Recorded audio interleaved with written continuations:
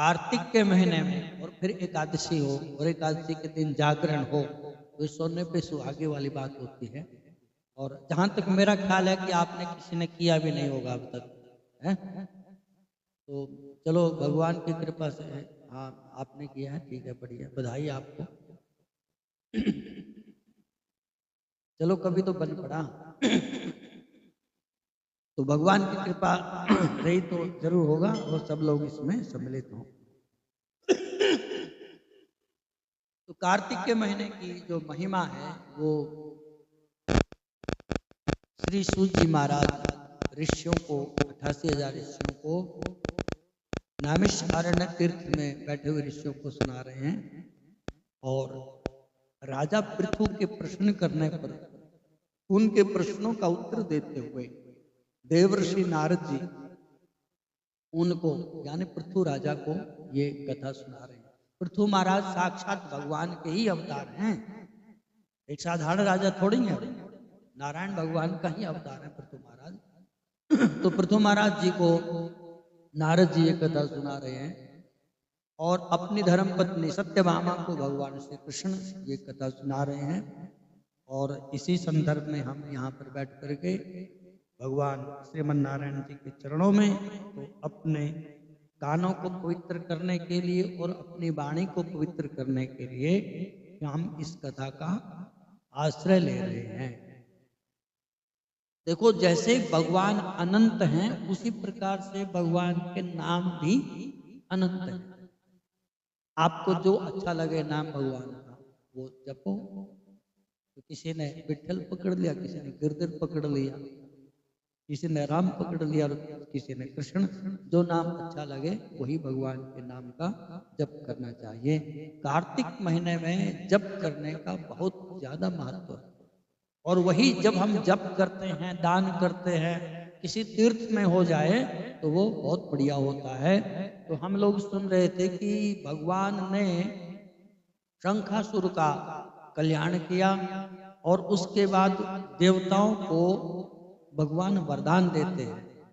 जिस स्थान पर भगवान प्रकट हुए तो भगवान उस स्थान पर प्रकट होकर के उन देवताओं को वरदान देते हैं। भगवान ने ये वरदान तो दिया था कल कि भाई आने वाले समय में त्रेता युग में एक राजा होंगे सूर्यवंशी जिनका नाम होगा भगीरथ, और वो अपने तपोबल से अपने पूर्वजों के उद्धार करने के लिए गंगा मैया को प्रकट करेंगे। यहाँ पर गंगा मैया आएंगी और साथ में यमुना और सरस्वती का भी संगम होगा। और इस तीर्थ का नाम प्रयागराज रखा जाएगा। तीर्थराज, तीर्थों का जो राजा है। तुलसीदास जी महाराज से जब पूछा गया कि जो तीर्थ राजा है तो राजा का कोई मंत्री भी होता है, राजा की धर्म पत्नी भी होती है कोई, तो उन्होंने कहा कि जो राजा है तीर्थराज उसका मंत्री है सत्य। क्या है? सत्य। सत्य उसका मंत्री है। उसकी धर्म पत्नी है श्रद्धा। जो श्रद्धा और सत्य पूर्वक उस तीर्थराज का सेवन करता है तो भगवान उसको भुक्ति और मुक्ति मतलब भोग और मोक्ष दोनों ही प्रदान कर देते हैं। तो भगवान ने कहा कि यहाँ पे तीर्थों का जो राजा है तीर्थराज से यह जगह सम्मानित की जाएगी, इसका नाम तीर्थराज होगा। और फिर भगवान कहते हैं कि तीर्थराजेति विख्यातम तीर्थम एतत् भविष्यति। यहाँ जो स्थान है ये तीर्थराज के नाम से पुकारा जाएगा और ये प्रसिद्ध हो जाएगा। फिर भगवान कहते हैं कि दानम तपो व्रतम होमो जब पूजादिका क्रिया अनंत फलदा संतु मत सानिध्य करा सदा। अब भगवान ये कहते हैं कि हम कोई भी घर में दान करते हैं, जप करते हैं, पूजा करते हैं, किसी भी प्रकार की कोई धार्मिक क्रिया करते हैं तो भगवान कहते हैं कि यदि यहाँ पर करेगा कोई, कहाँ पे? प्रयागराज में जाकर के, जहाँ पर तीनों नदियों का संगम है। अभी महाकुंभ जो लगा था, कुंभ का तो पता ही आपको क्यों लगता है? कुंभ क्यों लगता है? हाँ हाँ, कुंभ वही कुंभ अमृत वाला। अरे अमृत, जो अमृत कलश प्रकट हुआ कुंभ था, वो कलश था। तो कलश के ऊपर झपट पड़े सब लोग कि हमको मिल जाए, हमको मिल जाए। अब भगवान की कृपा जिसके ऊपर होती है और भगवान के जो शरणागत होते हैं, भगवान ने कहा ना कि अनन्यश्चिन्तयन्तो माम ये जना पर्युपासते तेषां नित्ययुक्ता नाम योगक्षेम वहाम्यहम्। भगवान कहते हैं कि जो हमारे शरण में है उनका हम सब प्रकार से ख्याल रखते हैं। जिस प्रकार से एक छोटा सा बच्चा होता है 2 वर्ष का, माता उसका पूर्ण रूप से ख्याल रखती है, हैं? बेड पे बच्चा होगा और रोटी बना रही होगी रसोई में, तो ध्यान कहाँ होगा? बच्चे में ही ध्यान रहेगा। तो भगवान कहते हैं कि जिस प्रकार से जननी छोटे बच्चे का पालन करती है, उसी प्रकार से हम उस भक्त का पालन करते हैं, उसकी देखरेख करते हैं जिसने अपना सर्वस्व मुझको हमको सौंप दिया। तो यहाँ पर देवता तो समर्पण है, समर्पित हैं भगवान के, राक्षस नहीं थे। तो राक्षसों को अधिकार नहीं था उसमें, अमृत में राक्षसों को अधिकार नहीं था। तो जब वो लेने के लिए जब पड़े तो इंद्र का पुत्र था जयंत, इंद्र का पुत्र जयंत वो कलश लेकर के भाग पड़ा और पीछे पीछे उसके सब लोग भागे, राक्षस भी भाग पड़े। तो जहां वो थक जाता था वहां पर उसको रख लेता था, और जब देखा कि अब नजदीक आ गए हैं फिर उठाया, फिर भागा। तो फिर उस वो जो कुंभ जहां जहां रखा गया उसके थोड़े बहुत छींटे वहां पर पड़े गए, तो उन 4 स्थानों पर ही कुंभ का मेला लगने लग गया। तो उनमें से एक जगह है तीर्थराज, जहां पर गंगा यमुना और सरस्वती का मेल है। बोलो जय सिया राम। 2 तो दिखाई देती हैं वहां पे, एक दिखती नहीं है। जो सरस्वती माता है वो दिखाई नहीं देती है, वो लुप्त है। एक बार अपने बड़े अच्छे महात्मा हुए हैं, बड़े कथावाचक थे, बड़े गजब के, उनका नाम था मदन मोहन मालवीय, सुना होगा? मदन मोहन मालवीय बड़े अच्छे पंडित जी थे। तो एक बार वो तीर्थराज प्रयाग में त्रिवेणी में स्नान करने के लिए चले गए। और जब तीर्थ में स्नान करने के लिए जाते हैं तो वहां के पुरोहित होते हैं अलग से। तो पुरोहित को बोला उसने, महाराज जी ने, पंडित जी ने, मालवीय जी ने, कि पंडित जी अब हम तो पढ़े लिखे हैं, पता ही आपको? हाँ पता है महाराज, बड़े अच्छे विद्वान थे उस कोटि के। तो पंडित जी थे, कोई तीर्थराज के जो पुरोहित थे वो कोई साधारण थे। तो मालवीय जी कहते हैं देखो आप हमको वहां पे ले चलो, स्नान करवा करके ले आओ। बोले ठीक है महाराज चलते हैं। बोले संकल्प शुद्ध पढ़ना है एकदम। तो वो जो तीर्थ के पुरोहित थे वो घबरा गए, वो कहेंगे महाराज इनके आगे हम क्या है, कैसे शुद्ध संकल्प पढ़ेंगे? उन्होंने कहा कोई बात नहीं, ठीक है, मन ही मन सोच रहे थे, कोई बात नहीं, ठीक है चलिए आप। तो फिर चले आगे। मालवीय जी को देखना पंडित जी संकल्प एकदम शुद्ध पढ़ना। बोले हाँ ठीक है महाराज। करते करते ऐसे घाट पर पहुंच गए। घाट पर पहुंच करके तो मालवीय जी बोले तो आप संकल्प करवाओ, संकल्प बोलो आप। तो पुरोहित बोलते हैं कि मेरा एक प्रश्न है आपसे। आप वो बोले बोलो। बोले आपको पता है ये कौन सा स्थान है? बोले हाँ तीर्थराज है, त्रिवेणी है। तो पुरोहित कहता हाँ ये तो हमको ही पता है, तो और क्या इसकी विशेषता है? तो मालवीय जी कहते हैं कि भाई आप तीर्थ पुरोहित हैं, आप बताओ ना इसके बारे में, हम थोड़ी बताएं, हम तो दर्शन करने के लिए आए हैं। बोले नहीं नहीं आप बड़े महापुरुष हैं, आपके मुखारविंद से हम सुनना चाहते हैं। तो बोले यहाँ पे गंगा यमुना और सरस्वती का संगम है। तो पुरोहित कहते हैं कि गंगा यमुना तो दिखाई देती हैं, सरस्वती कहाँ? बोले सरस्वती तो लुप्त है यहाँ पे। तो पुरोहित कहते हैं जहां पर सरस्वती ही लुप्त हो जाए वहां पर शुद्ध संकल्प महाराज कैसे होगा? बोलो जय सिया राम।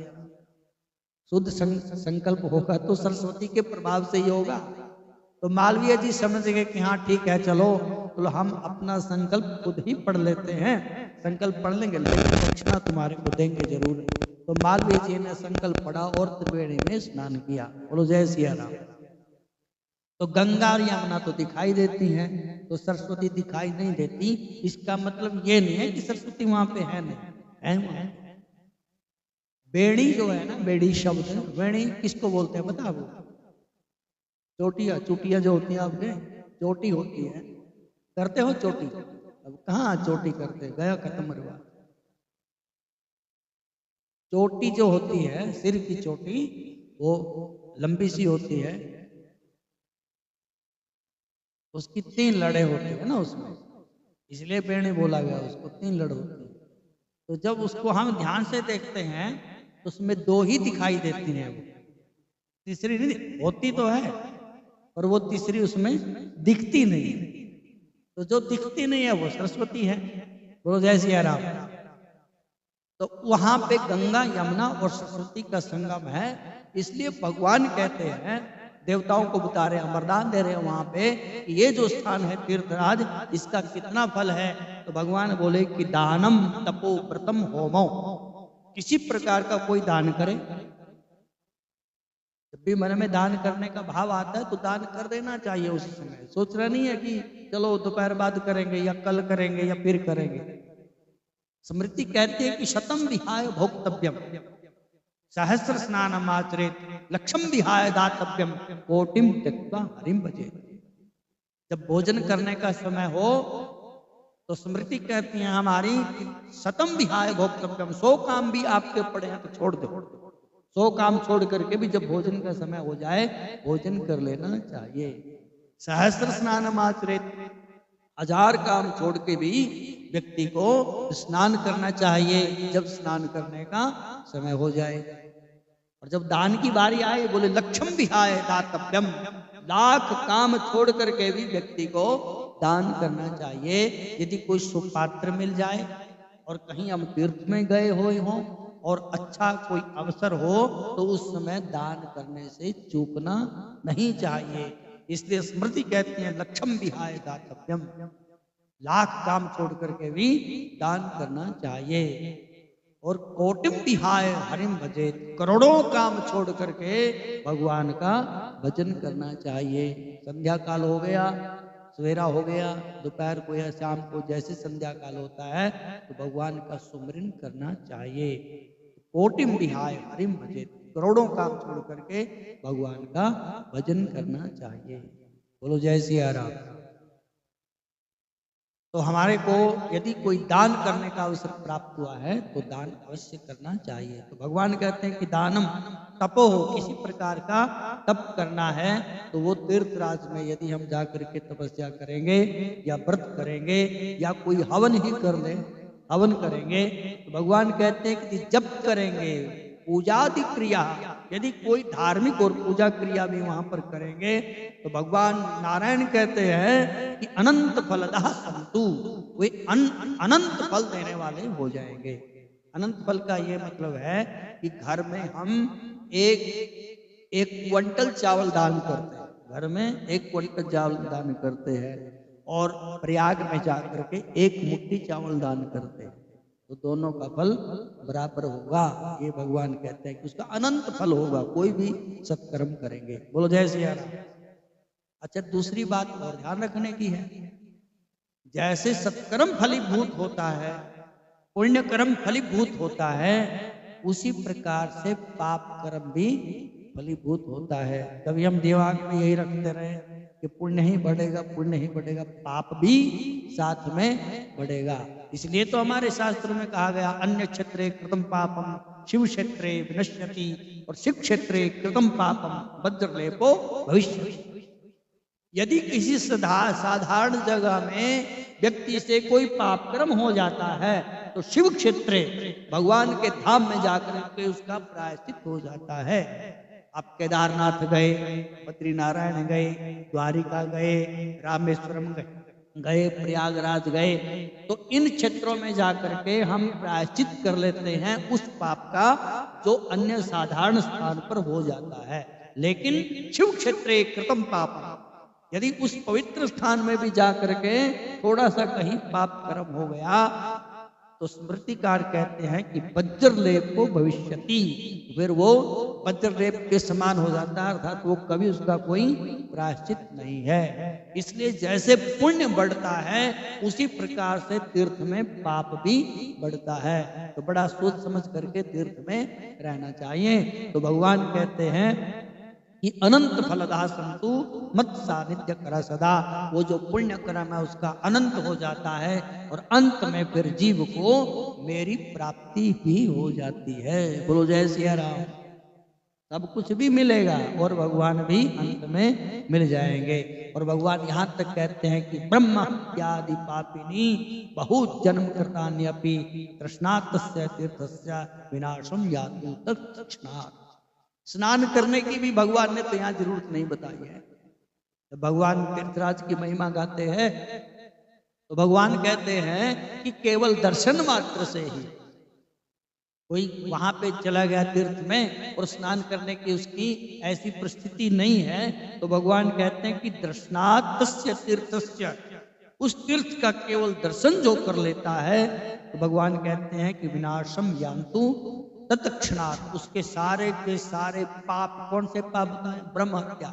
भगवान कहते हैं कि ब्रह्म हत्यादि पापानि, ब्रह्म हत्या जैसे कोई बड़े पाप भी हो गए हैं तो वो भी उस तीर्थ में केवल दर्शन मात्र से उसके तत्क्षण समाप्त हो जाते हैं।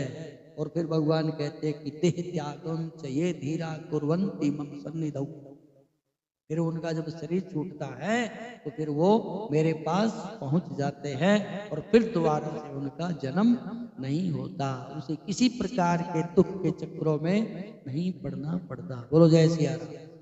कार्तिक की महिमा में भगवान प्रयागराज की भी महिमा बता रहे हैं और यहाँ पे गंगा मैया की भी महिमा बता रहे हैं। तुलसीदास जी उसमें बड़ी सुंदर महिमा लिखते हैं रामचरितमानस में कि माघ मकर गत रवि जब हो, माघ के महीने में जब सूर्य नारायण भगवान मकर राशि में प्रवेश कर जाते हैं तो तीर्थ पतियां सब कोई, उस तीर्थराज के पास सारे देवी देवता भी इस तीर्थ में स्नान करने के लिए साधारण मनुष्य को रूप धारण करके प्रवेश कर जाते हैं, तीर्थ में स्नान करते हैं। बोलो जय सिया राम। अभी मेला जो लगा था कुंभ का मेला, तो उसमें इतनी भीड़ क्यों थी?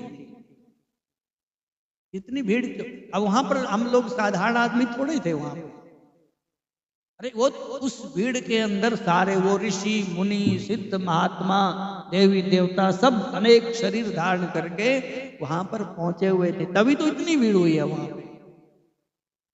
वहां पे तो भगवान कहते हैं कि देह त्यागम से ये धीरा कुर्वन्ति मम सन्निधौ, वहां पर जाकर के यदि कोई शरीर का भी परित्याग कर देता है, और विशेष करके माघ मकर गत रवि जब हुई, विशेष जनवरी का जो महीना होता है उस महीने में, माघ के महीने में कोई वहां पर स्नान कर ले तो वहां पर तो फिर तो बात ही क्या है।